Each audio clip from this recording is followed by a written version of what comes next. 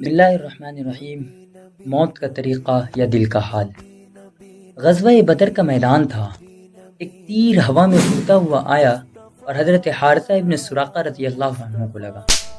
کسی کو نہیں معلوم تھا کہ یہ تیر دشمن کی طرف سے آیا تھا یا غلطی سے مسلمانوں کے اپنے لشکر کی طرف سے۔ بہرحال وہ شہید ہو گئے، لیکن لوگوں میں چہمگوئیاں شروع ہو گئیں۔ طرح طرح کے شکوک و شبہات نے جنم لیا کہ جب تیر کا پتہ ہی نہیں تو کیا یہ شہادت قبول ہوگی؟ کیا یہ جنتی ہیں؟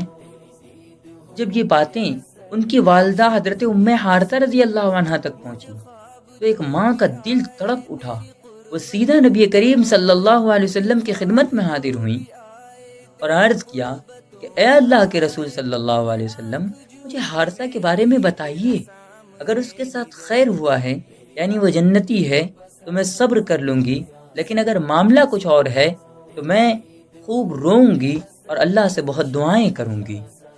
نبی کریم صلی اللہ علیہ وسلم نے ان کی بات سنی اور ایک ایسا جواب دیا جو ہم سب کے لیے ایک عظیم بشارت بن گیا۔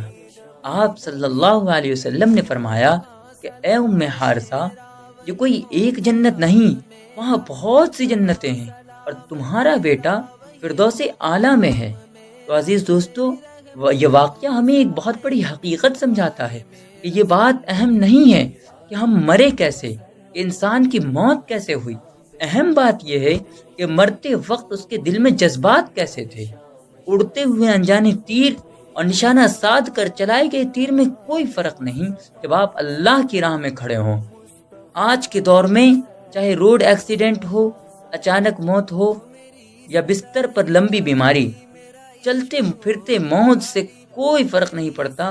اصل بات یہ ہے کہ جس وقت تمہاری موت آئی اس وقت تمہارے دل میں اللہ کی محبت کس قدر موجود تھی۔